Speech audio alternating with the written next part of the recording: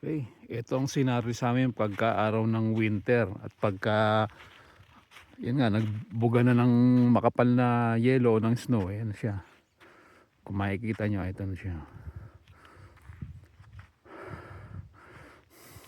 Pagka may time ako, pagka day off ko at di naman ako busy, so ito pumapasyal ako rito, tinitingnan ko yung paligid at kinukunan ko ng video. So ito nga, para mapakita ko sa inyo kung ano yung itsura ng Nelson BC pagka panahon ng taglamig at tagyelo. So ito, makapal ng snow at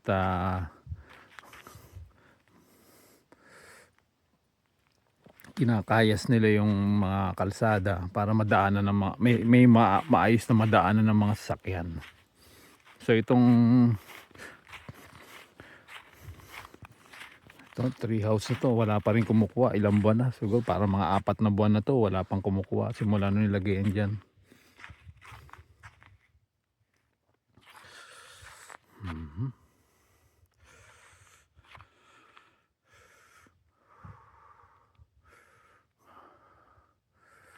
Okay, balik na tayo.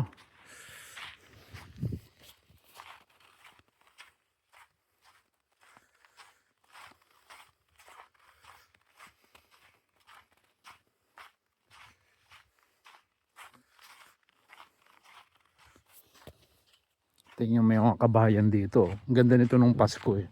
Gaganda ng mga design nila o display nila sa labas. So ito na yung mga kabahayan dito.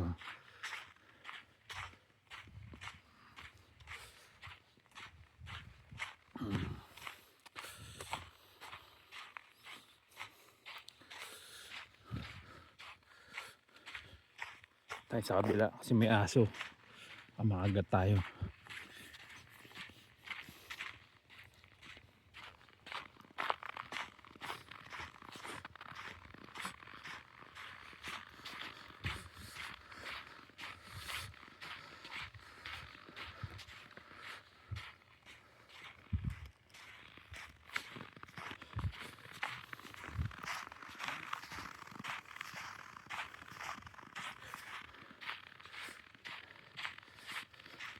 Medyo madulas dito pagka yung yelo niya ay kakaiba, yung parang alam mo yung natutunaw na yelo, yung medyo delikado yun, slipper yun siya, kaya mag-ingat, kailangan mag-ingat.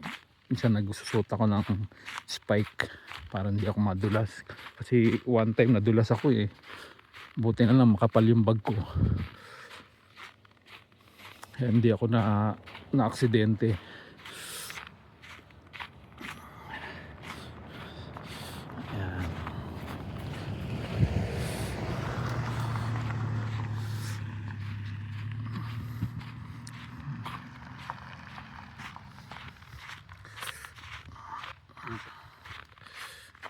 Pabalik na ako, pauwi na ako.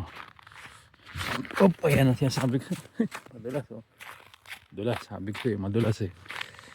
Kaya dahan-dahan lang talaga. Dahan-dahan lang kasi lalo pagpababa. Ayan, dahan-dahan lang. Ayan, tingnan nyo. Ayan.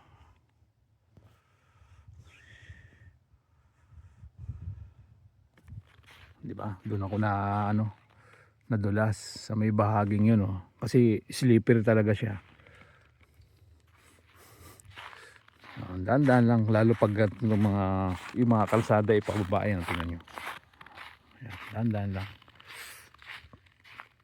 Ayan, tingnan nyo, bundok, mountainous. Ito talagang lugar namin napapaligiran ng mga bundok tsaka lawa.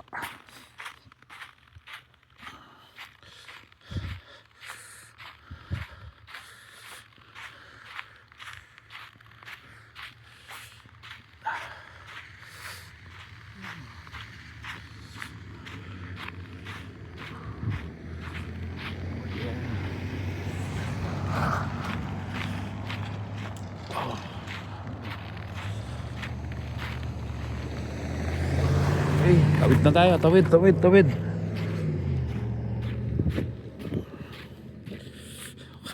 Nadulas ako. Madulas talaga yan. Kasi nga natutunaw na yung ibang yelo eh.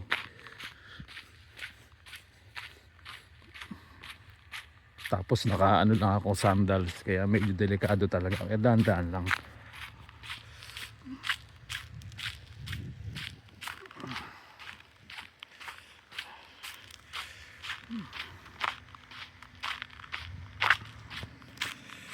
At hindi ko nadabitawan yung cellphone ko eh.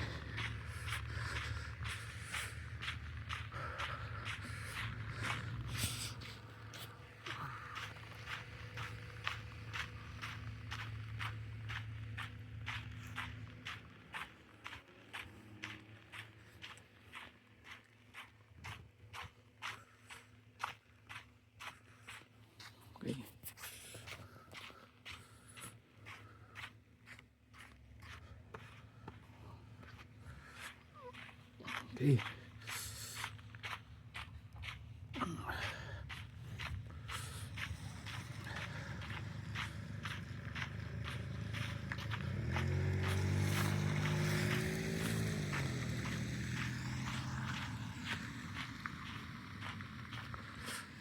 Okay.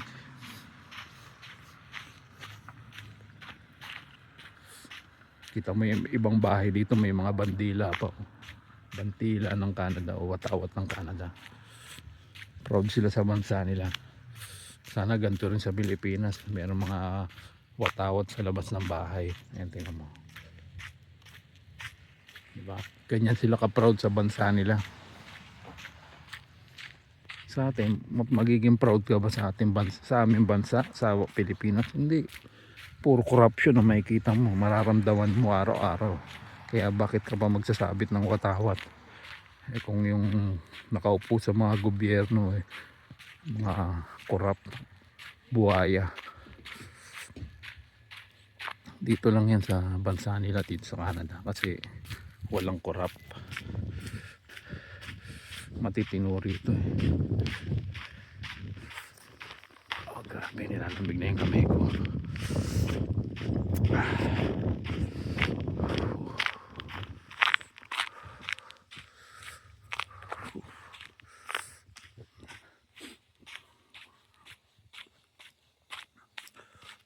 Okay.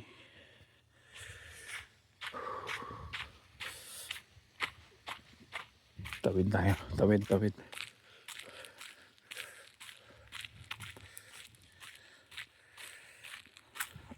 Yeah.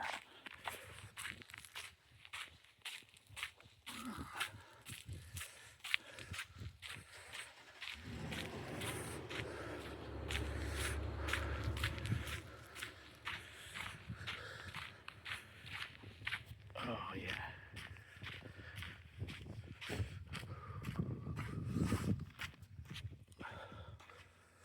Oh, diba?